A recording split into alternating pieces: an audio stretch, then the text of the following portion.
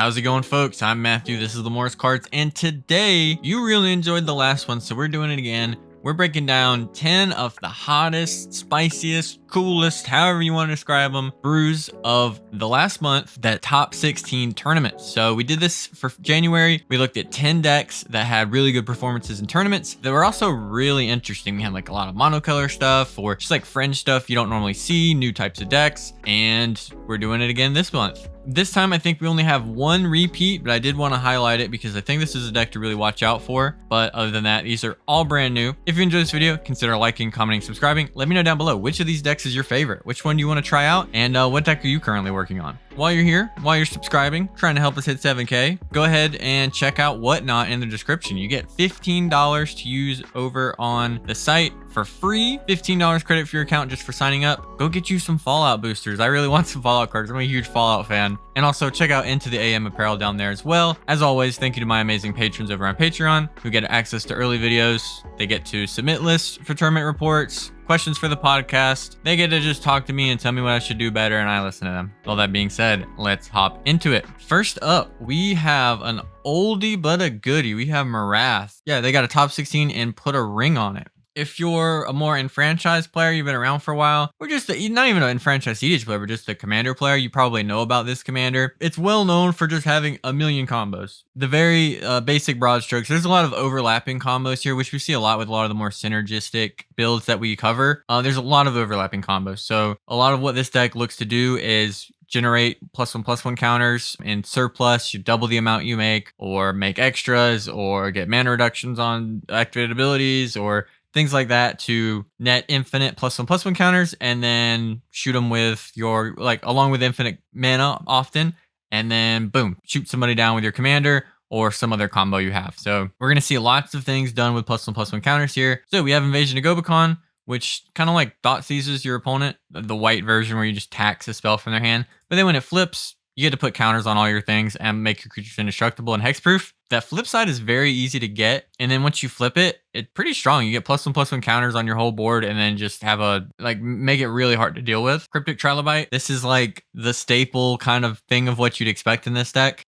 This lets you convert counters into mana. If you double up on the counters, you double up on the mana. You can see how it starts to add up and can go infinite with a couple different ways, or even just be like a ton of value in mana generation. So we'll highlight some of the combo-y cards. Conclave Mentor does additional counters. You kind of see where this is going. Kami of Whispered Hopes does this as well. Village Bellringer is an untapper. The main thing that works with is just our Incubation Druid, our Dorks, Lauren, and Silvala being like the main one, because Silvala can make 1 billion mana with our commander. And then we have like kind of the cards you'd expect in like I said, maybe not necessarily tie-in, but like a Blood Pod kind of list, you know, these colors. So a bunch of Dorks, Sarah Ascendant, Archivist of Ogma is a value engine. We do see the Collector Oof. Kazaki War's Wage, not one that we see that much of. Again, it's a way to hate on artifacts. We do have a couple of the Rule Law effects. Actually, a lot of them. We have 3 just in the creature package. Red Team for Sabretooth Dock set. We have a Jetmir in the 98 or the 99, which is pretty cool. Just a way to beat people down. And then Archon of Valor's Reach at the top end. That's a cool one.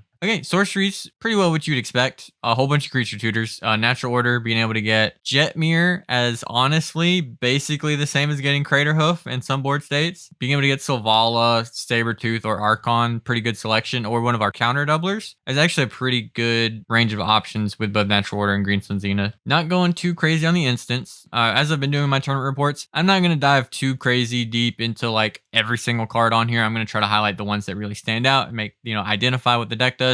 And then if, there's nothing too wild going on, we'll move on. Tarian Soul Cleaver. Whenever you sack an artifact, you put a counter on the thing. You can like sack a treasure, get a counter, sack a creature, get a counter. See where like the deck like this, you might be able to net lots and lots of counters when you're doubling your counters, and you can spend mana to move the counters, and you can see where we're going with this. And then Ozlith, which is another way to buff our counters. And then it itself can also put counters on something, which is nice. And then it has cycling. Hardened Scales. That's the deck. That's what we're doing. So we have the Deafening Silence. Keen Sense is cool because we can do like Curious curiosity stuff basically with our commander. Spiteful Banditry is a card that I would expect you just see more and more of. Whenever I've seen this card, it's been really good. So Aggravated Assault, that's another way we can win with like if we net infinite mana, we can probably win even if we don't have our commander in play. Or with like another mana, like Selvala, we could Aggravated Assault on top of all creatures, use it, Aggravated Assault. Same like Druid's Repository, get a bunch of mana. So we're using like lots of mana combat stuff and untap abilities to get to go even bigger and bigger with our commander and our win cons. Unbound Flourishing, that is, you cast that's the Hydra one, right? You usually see this in casual commander. Cast a permanent spell with mana cost that contains X, double the value of X. Has an instant or sorcery spell or activating ability. Spell has an X, copy that spell or ability. Okay, so let's see what this triggers. So we've got Spiteful Banditry and a Finale of Devastation's one. It doubles our commander is the main thing, right? Because it doubles the ability. This is such a weird card. Yeah, so that doubles our commander's abilities, which can by its own probably just do some absolutely ridiculous nonsense. Then it's doubling like the Trilobite counters. Like there's some nonsense here. You can already see, like I'm already outlining some of the combos you have access to. There's going to be lots of like 2 to 4 card combinations that overlap in really weird ways that allow you to just do something ridiculous. Very cool stuff. This is an oldie but a goodie. Maybe something to look out for. A lot of people really like the Naya kind of color decks. Maybe want to try out. Now we're looking at Kalamax from Lotus Bowl 5. This was like my first commander I got into. This is the first precon I ever bought, so I've always had a really big soft spot for Kalamax. Cast your first instant spell each turn. Kalamax is tapped. Copy it. That does a lot of things on its own. And then whenever you copy an instant spell, put a +1/+1 counter on Kalamax. That second part might not seem that important, but it's very easy for you to get infinite spellcast triggers with this, or spell copy triggers. Very slim creature package. We just have the Dockside, busted, Dualcaster Mages of Windcon, Wavebreak, Hippocamp. This is a deck where you get a lot of value for playing on your opponent's spell because Kalamax copies the first instant on each turn, so we get extra incentive to play on our opponent's turns. Archmage Emeritus draws us a card on cast and copy, so that's going to be very nice. Again, that can draw us our whole deck if we want it in potential situations. And Stormkiller is doing the same with treasures. Sorcery is also very slim. Merchant Scroll is a tutor, Twin Flame and Heat Shimmer as win cons. Then Chandra's Ignition, as I mentioned, we can get Kalamax infinitely large, if not just big. That'll win us the game. So, and then we have a ton of instants. We've got a lot of the usual suspect interaction cards. Some that stand out are like Rending Volley, Stern Scolding, which you'd probably see a little bit more play. Cinderclasm deals 1 damage to each creature. If it was kicked, it does 2 damage to each creature instead. Dramatic Reversal, so we might be ISO revving. And then we're going to see like way more cantrips than normal. Some of these copy effects like Reverberate, Counterflux, counter target spell you don't control, and then you can overload it. That's a cool one. Flame of Honor. He's not a wizard, right? No, he's just Stone Mill Dinosaur. We have some wizards though. But yeah, so just going to be running way more instants that maybe would seem like kind of fringe or cutesy in, you know, some cEDH list. But when you get to double them up, they suddenly become way better. Intuition. Curious what our intuition pile might be. I mean, we have Brain Freeze, so I'm guessing we're breaching. Especially if we copy it, we can just like intuition, a pile of the breach stuff, intuition, a pile of things that get it back. I guess we'll see. We already see like we have the Noxious Revival. Hunter's Insight is a really cool one here. Being able to draw an insane amount of cards. Expansion Explodes. Oh man, this is like the first card I won a game of Commander with that I can remember. We are doing Isochron Scepter. We can Dramatic Reversal with that. I didn't even think about it because yeah, that has you copy the thing and then cast it. So yeah, you'll just, at the very least, you get Kalamax infinitely large plus potentially net infinite mana. Posture Mech makes sense. We don't have any other creature clones, and arguably, especially if you have very few creatures yourself, and Posture Mech is probably just better to run than most other clones, except for the fact that it gets countered easily compared to like the creatures. Rocks, Wondering, we are breaching, Dress Down, Remora, Ristic Study. Really cool deck. I'm tempted to get this one a try. I've been playing like Rock Thrasios, been playing Temur a lot lately anyways. Kalamax is just such a cool commander. We've got Jodah the Unifier. If you're not familiar, 5-color commander. Legendary creatures you control get +X+X, where X is the number of legendary creatures you control. And when you cast a legendary spell from your hand, exile cards from top of your library until you exile a legendary non-land card with lower mana value. Cast that card without paying its mana cost. Put the rest on the bottom of your library in a random order. It basically has Legend Cascade, so we're probably running a lot of Legends. So, right, we got Minsc and Boo, which is just a value engine that we've been seeing more and more decks be willing to play. In terms of Legends, we have Ragavan, Kinnan, Lotho, Thrasios, Baron, Boromir, Derevi, Asika, Campbell, Kunaros, Cutzel, Lagrella the Magpie, that's interesting. River Song, Sisay, Thalia, Zerda, Chainer, Drana Linvala, Emiel, Urtai, Lawan, Sakashima, Talion, Kenrith, Teferi, Atali. Wow. If you didn't know any better, you might think that this is just a casual, I love legends, put all my favorite legends in a deck together deck. So let's try to make sense of this. We have some that just seem pretty generically good, right? So we want a high density, or at least a decent density of legends at each mana value so that we're able to flip into them. Baron and Dockside let you net infinite mana, and then you can start returning Baron to your hand after you've net infinite mana, and then you get to cascade Baron into Thrasios, draw your entire deck. So we have Philagi Wayfarer, which is a cool one that gives your multicolored spells Convoke, which is already pretty cool. And then it's all the colors. So things like Bloom Tenure get supercharged. Some of these are just like hate pieces. River Song is a pretty powerful piece to have sit and play. It is weird because you have to start drawing from the top of your bottom of your library. Very important in like a tournament. You don't mess that up. And then this thing beats people up very quickly. If you haven't seen it in play, it really puts in some work. Atali is a card I've been really singing the praises of lately. When it enters, it could just go crazy. And you have like clones in here too. Everybody's running clones. Like the card just keeps going and going. It's absurd. We've got lots of ways to go infinite, lots of ways to use our infinite mana. Lots of legends that if we hit into them will really impact the board or will stop our opponents from being able to do things. Like we have a good combination of utility pieces as well as combo pieces and enablers. Kind of the things you'd expect. Again, no Neoform, kind of like a Sisay list. This is pretty well you'd see there. Maybe not the M-Seal, but yeah, M-Seal, DT, Finale, Eldritch Evolution. Again, which is something I've noted with like a lot of kind of similar decks lately. Incredibly slim bit of interaction here.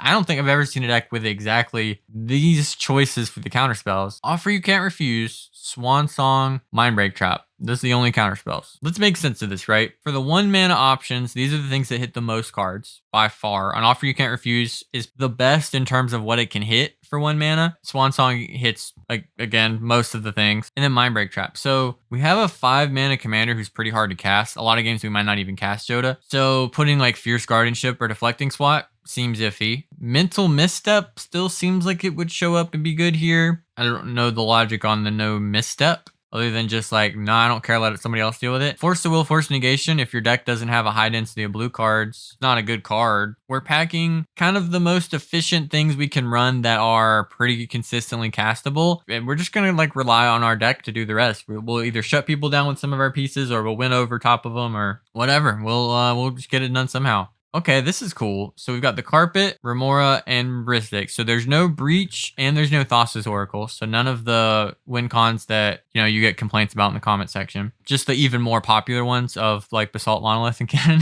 But we have Trouble in Pairs showing up. So this is, opponent would begin an extra turn, they skip it, they attack you with 2 or more creatures, draw their second spell each turn, or draw their second card each turn, or cast their second spell each turn you draw. This is a card that, when I've seen it in play, draws a lot of cards. Next up, we're looking at Tameshi, which is the one I mentioned earlier that we have covered when I covered the Mana Vaults tournament. This is the deck that won that tournament. It also topped this event, Lotus Bowl. So I talked about it there, so we're not going to spend a ton of time on it, but I am still going to go over the basics of it. Tameshi is a very weird combo outlet enabler. I've heard this pilot describe Tameshi as being able to play Underworld Breach in the command zone. You have loops that you can do with your artifact lands. It is an outlet for Hullbreaker Horror infinites. You get infinite mana, you start bouncing things, you get to Tameshi, bounce Tameshi, do its activation, draw a card. And we have lots of overlapping like artifact synergy and combos. We can play things like Lotus Bloom from our graveyard, which is really, really cool. We get to do Codex Shredder stuff. Surveyor Scope to take advantage of the lands that we're going down on. Again, this is a very weird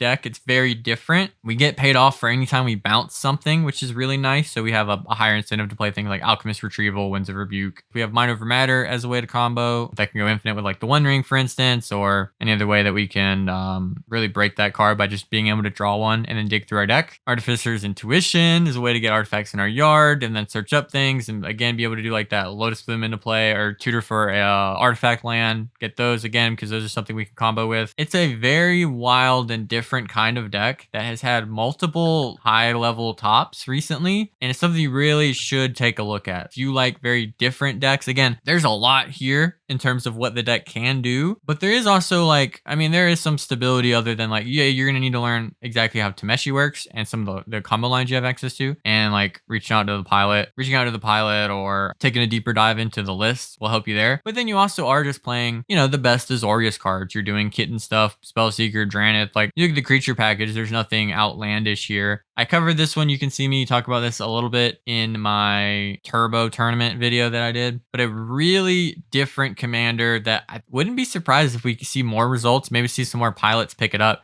because it is such a wild deck.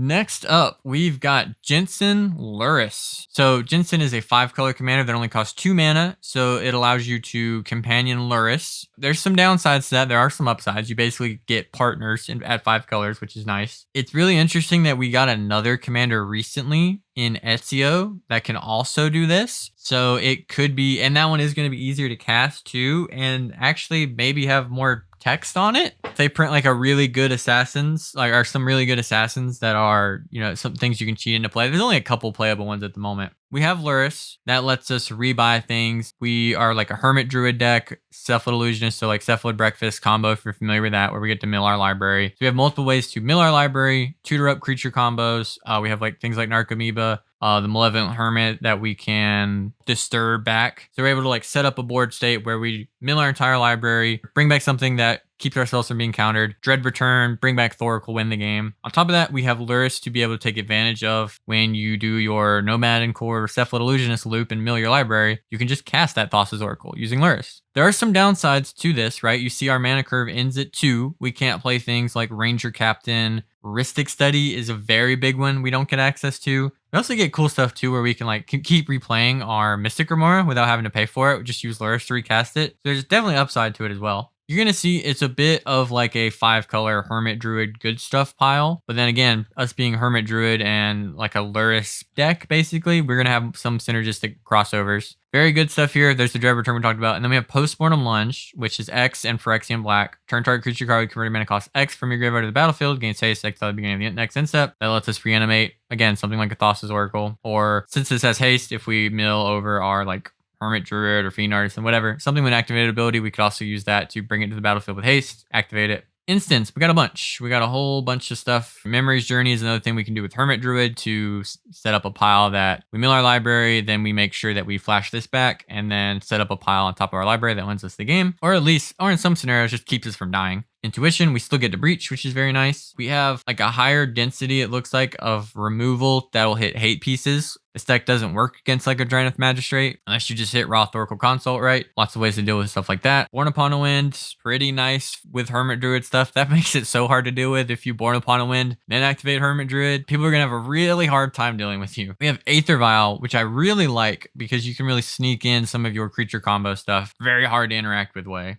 The spell bombs, so like stuff that works well with Luris. But yeah, this is a very interesting way to build 5 colors, like we just covered with Jodah. This is a little bit more, I would say, traditional in some ways, but then obviously very different in others with like Luris and the way we use our commander. It's a very resilient, but also very fast way to be able to present wins that are hard to interact with. Okay, now we have Emiel the Blessed that also had a placement at Lotus Series 4 by Tuca, maybe more known for playing Tayam. Emiel's super sick. So Emiel is Selesnya. You might be thinking, oh, Selesnya is boring. This deck can go crazy. You net infinite mana, which is very easy to do with Emiel. That's what Emiel's most known for. You get to just start doing all kinds of absurdity. So we'll get into it, right? So we have some Selesnya, Staxy, stacks light effects, and then sort of value-y or protection things. So like Weathered Wayfarer, let's just go get Gaia's Cradle, which is going to be huge for this list. Sylvan Safekeeper makes our creature combos very hard to deal with. Again, we're oofing, Drannith, Dismantler, Aether you kind of expect these. So Warden Tracker, untaps lands. Again, we're a Cradle deck. You're going to see lots of that. Lots of things tapping or untapping lands. So, and we have ways to keep people from casting too many spells, slow the game down, go as big in mana as we're able to. Feldar Guardian. This is what lets us go the wildest with Emiel. This is really, it's basically Feldar Guardian. This deck is A+B with Gaia's Cradle because we can flicker the Guardian. With Emiel notably can only flicker creatures. Feldar Guardian can flicker any permanent that you control. So if you can flicker Feldar Guardian, you'll get to untap your Cradle, tap it again, flicker Feldar Guardian, flicker Cradle, net infinite mana, and then you can start doing anything you want. You can infinitely get any of your other ETBs that you might have. Recruiter the Guard, or Ranger Captain, or Village Bellringer, which maybe not the most relevant there. White Plume Adventure just wins the game because you get to infinitely go through the dungeon. The dungeon. You get to infinitely go through the Undercity dungeon in the initiative. Solitude is a very annoying one because no one gets creatures anymore because you get to solitude everything. We see mainly like a lot of the kind of tempo-y stacks light effects or just hard stacks even effects that you might expect in a deck like this. And then very explosive ways for us to generate mana through that. We see a lot of that recently. There's just been a lot of Gaia's Cradle or otherwise big mana green decks that have been doing well if you've been paying attention to the tournaments I've been covering. And then as well as like some resource denial, some disruption, and then ways to just win and go crazy. Green Sun's Finale, Natural Order. Legolas's Quick Reflexes, bonkers card, very hard to beat in a deck like this. This is a card that really punishes people for trying to wait to the last second to interact. Collected Company in cEDH is very cool. I love seeing that. You have such a high density of hits, probably decently good. And then Archdruid's Charm has just been great in these low color green decks. Not doing too much craziness with the artifact package because we're oofing, but kind of what you would expect here. Birthing Pod's going to be great here. The Great Hinge is also very nice. That's going to be another way for us to win if we get to go infinite because we'll get to flicker our creatures out and then draw our entire deck or shards. This is a messed up card when it gets into play. This thing is obnoxious to deal with. Serra's Sanctum and Gaia's Cradle as ways to potentially... Serra's Sanctum, we don't have that many enchantments, but again, it can be a way for us to go mana positive. Very cool list. Whenever you watch this deck, it can just like... Yeah, it looks stacksy, but it can also kind of like Tayam, right? Where it's like a lot of the time when it plays, it's just playing very stacksy and just trying to keep things in check. And then when it goes off, it's like a storm deck. Next up, we've got Lord Windgrace. We got some Jund action in the chat. This is a commander you might be familiar with, maybe not in cEDH. So lets us draw cards by discarding lands. Returns lands from the graveyard to the battlefield. And then if you get to ultimate, you get to do a big old thing where you blow up a whole bunch of stuff. First two abilities are the most notable. Getting to draw cards and then bringing lands back. We'll see how ridiculous that might be in this deck. So the creatures. One of the decks you'll see always run Orcish Lumberjack. This is a card that it's always like the 100 and first, 105th card in a lot of decks where they really want to run it. It could work, but it might be awkward with how the colors line up. It's going to be great here because there's basically no downside. You use this, power out Lord Windgrace, get the lands back. It's free real estate. Vexing Shusher, we've gone over this. This is a card we've been seeing a bit more of, especially in these colors. Nice way to be able to interact repeatedly with Jund. Dosun's busted, Dockside's busted. Lotus Cobra, we're doing land stuff, we're bringing lands back into play. This thing's going to be like, a Black Lotus every turn if we're doing Lord Windgrace stuff. Drive to the Elysian Grove lets us play more lands as well as mana fixes for us. Tireless Provisioner, our lands make treasures. Hey, we're playing lots of lands. What do you know? Dread Presence. When a swamp enters battlefield under your control, you can choose one, draw a card, or deal 2 damage to any target, gain 2 life. Both of these modes are good. We can play lots of swamps. We can make all our lands swamps so that every time we play a land, we get to ping things down or draw cards. So it doesn't look like we're going super dedicated on a lands deck. We don't see like a Souza here, but obviously we have land synergies to take advantage of our commander. So it looks more like we're just trying to take advantage of the Windgrace ability of putting lands back into play than it is we're trying to play a ton of lands, but I guess we'll see as we go further down. Big turbo Jund stuff. Splendid Reclamation. Turn all lands from graveyard to battlefield. Pyrenean Abyss. Big mana. We can make lots of mana. We don't see a lot of Pure now. This is a deck that I'm assuming can make a lot of mana. Pure might be able to put in some work. Wheel of Misfortune, a card I've been seeing a little bit less of. We even saw like a couple Rockside lists that I covered cut it. Reign of Filth. Very good card if you're putting lots of lands into play. Tibalt Trickery. This is another card we've been talking about. So there's like a lot of stuff here kind of similar to what we talked about in like some of the Corvo lists and the stuff that we've covered where, yeah, Tibalt Trickery maybe not the best card in the world, but you're in Jund. Like you don't have that many ways to interact. And then we are Nosing and Peering. Based. The One Ring is the only thing that, stands out in a turbo Nas deck. They don't always show up there, but, the rest of this pretty well expected. Carpet of Flowers, Exploration, so we are making multiple land drops. Prismatic Omen, mana fixes for us. No, mana fixes, and then also on top of that, making all our lands swamps, maybe making all our lands mountains might be relevant. Squander Resources. This is if you're gonna do this, it's this deck and Get Rog. These are the ones that do it. Sylvan Library. Eric and I talked about in the last podcast episode where like if you just run all the draw engines, your deck gets to draw more cards. It's really nice. Even though yeah, sure, I'd rather run Rhystic Study, but I don't get Rhystic Study. I'm in Jund. I gotta run Sylvan Library. Still a card to think about. You don't need to draw that many cards to go off in this deck, right? Underworld Breach. Of course, it's a no-brainer. Pernicious Deed. Not one we see too often here. 3 mana, X, sacrifice to destroy basically each permanent. Each artifact, creature, and enchantment with converted mana cost X or less.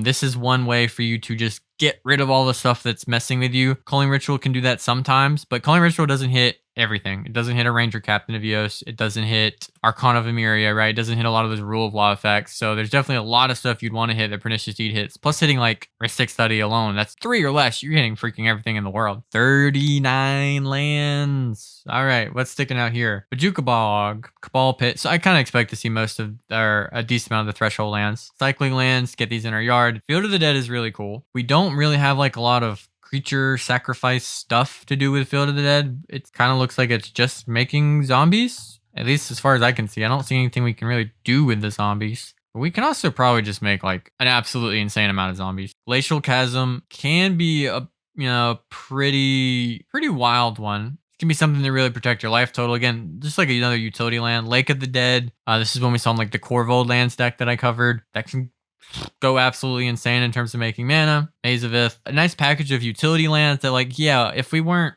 putting a bunch of lands into play every turn, maybe we would want to run these, but we have like access to one, we're a really good crop rotation deck, and then also we got more lands than we know what to do with here, so we can take some more liberties with some of the stuff. Valakut is one I was interested in to see if we would have here. So yeah, so Yarn Valakut, pretty similar in a lot of ways to like we saw with like the Lands Corvold deck that I covered, but in a commander that is very much helping power out the lands thing. I'm almost a little surprised not to see the Archdruid's Charm. Maybe there's not like one specific land you're looking for all the time. We don't have like Gaia's Cradle here that we're always tutoring for. Really cool list. If you want to try Jund in a very different way, Lord Windgrace, pretty awesome. Check that one out. All right, 3 more to go. What do we have here? Gandalf the White, mono white. Hold up. Gandalf has flash, cast legendary spells and artifacts as though they have flash. If a legendary permanent or artifact entering the battlefield, entering or leaving the battlefield, has a triggered ability of a permanent you control to trigger, that ability triggers an additional time. So we get lots of extra triggers. We get to play lots of our things at instant speed. What does this let us do? Let's see. So we got Walking Ballista. We can instant speed Walking Ballista. Get wrecked, noob.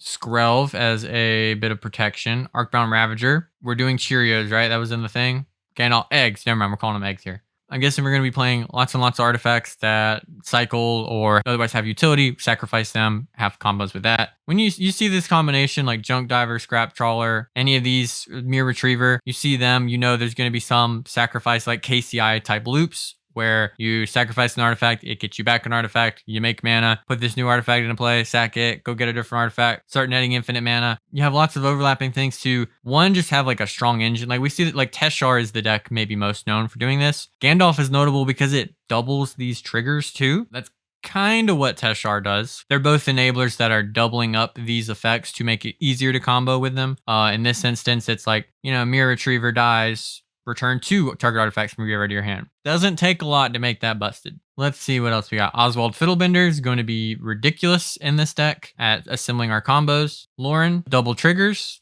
instant speed, good piece of utility and value. Oriok Salvagers, presumably we're going to be doing Bomberman combo with Lion's Eye Diamond where we get to make infinite mana. Workshop Assistant, another one of these retriever type effects where we're getting stuff. Expect to see lots of ways to sacrifice artifacts, bonuses that you get from sacrificing them, or things that happen when they enter that we're going to double up with Gandalf to either generate ridiculous amounts of value, mana, or a win condition. Basically a bunch of interaction, and then the eggs or Cheerios cards that you expect. Second Sunrise, all the things that we sacrifice, boom, they're back into play. Yes, it's going to be ridiculous. And Face Reward, same kind of effect, bringing back lots of our stuff. No sorceries in the deck at all, so no like Idyllic Tutor, which you might see in a deck like this. 47 artifacts, that's where all the cards are. Because these are instants, right?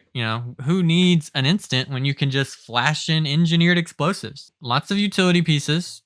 Bits of hate that we have, right? Graph Digger's Cage. Codex Shredder is going to let us mill a bunch of stuff, mill ourselves. Deskro's Well Query is a new card. Additional cost to cast it. Sacrifice an artifact or creature. It has Ward 2. When it enters, exile target artifact or creature an opponent controls until it leaves. And if Gandalf's in play, we're going to do that twice. And then potentially that sacrifice is even going to be doubled because we might have like a death trigger of one of our Mirror Retriever or something like that. So we double that up and double removal. That's going to be really good in this deck. Implement of Improvement. Sack it, gain 2 life. When it's put into a graveyard from battlefield, draw a card. Sack it, draw 2 cards, maybe even net mana off of it. because it's when it's put into a graveyard. So if we have something like Cart Clan Ironworks, if you're not familiar with this card, it's pretty well known for being very broken and leading to absolutely absurd board states. There's a lot of here. There's a lot of cards that you might not be familiar with, rants that are going to have just some value, right? Some of them are going to combo, some of them are just going to help us dig through the deck. That's what this, is mostly known for, especially with KCI in this deck with Gandalf. KCI might just be like your super ad nauseum in this deck, right? Because so many of these things, you play them, sack an artifact for 2 mana, play Ichor Wellspring for 2 mana, draw 2 cards, sack it, draw 2 cards, you made 2 mana. You see where I'm going with this, right? We're going to loop through our deck ridiculously and then potentially be having like Grinding Station going at the same time. We have these big ones that we can use like Spine of Ishna, Coveted Jewel. If we able to, get that back from the graveyard, it already halfway pays for itself. When it enters, we draw 6 cards. You can see how this is just going to get crazy. This is a wild deck. Also keep in mind, all these ridiculous things I'm describing, you get to just hold these up. You get to go on your end step, flash in my entire deck. Super sick. Enchantments, we don't need them. Blind Obedience, that's all we need.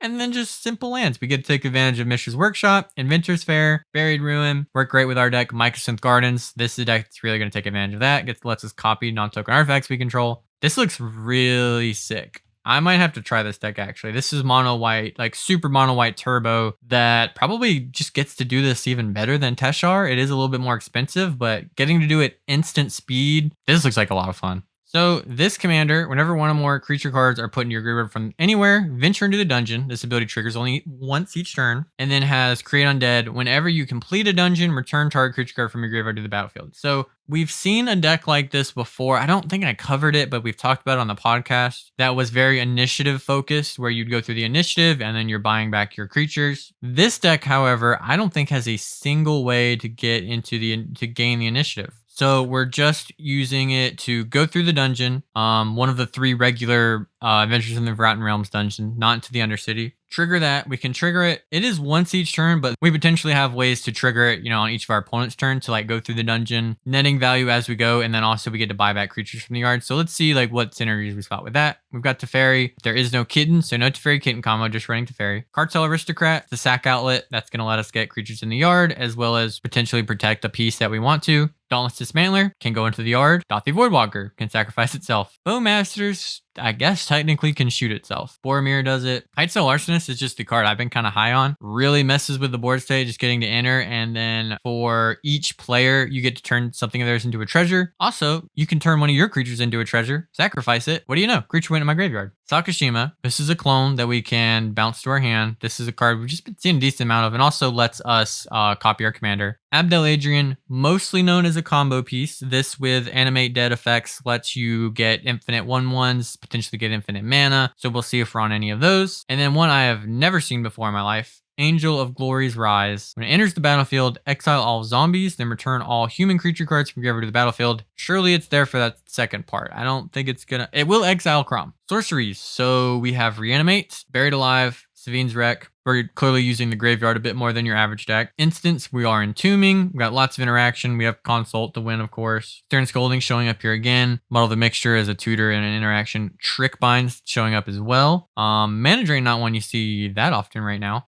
And then Altar of Dementia, which is a way that we can sack a creature, absolutely be getting stuff into our graveyard. Tortured Existence, black, choose and discard a creature card, return target creature card from graveyard to your hand. Yeah, we're going to be able to do stuff with that. And then we do have Animate Dead and Necromancy. Both of these, again, can let us net infinite, lots of things with Abdel. ETBs, mana, 1/1s. So yes, we have Animate Dead, Necromancy. So what this is going to let us do, Abdel traditionally at the main combo is Abdel comes into play under Animate Dead. You have an Abdel trigger. You target all the things you want to flicker out, including Animate Dead. All those things are removed. Animate Dead, when it leaves, will have you sacrifice the creature. It dies. That'll trigger all the things come back. When all the things come back, Animate Dead comes back. Animate Dead puts Abdel back into play. You have a whole board state. You get to do this again. So you just alternate Sefris being there and not being there, I think is the combo line with Sefris to move through all the dungeons. You do it one time, flicker Sefris. Do it another time. You don't flicker Sefris. Let Sefris see that Abdel dies. That will then trigger Sefris. You go through the dungeon. Then you keep doing this loop. So yeah, you get to infinitely go through the dungeon. That should win you the game on its own. Okay, it took me a second to realize how it works. But yeah, you just have to not flicker Abdel. Very interesting list. This is one I like to see and play more and kind of get a feel for it. 'Cause how often it triggers, you know, it's a little hard to evaluate here, but I can definitely see it just getting tons of value. And last up, we have Yusri, Fortune's Flame, and Is It deck. Oh, and these last three have all been from the same, I think it was a Brazilian event. Yusri, Fortune's Flame. When it attacks, choose a number between 1 and 5, flip that many coins. For each flip you win, draw a card. For each flip you lose, deals 2 damage to you. If you won 5 flips this way, you may cast spells from your hand this turn without paying their mana cost. So draw engine at the very least, way to kill yourself at the worst, and then at the absolute best, also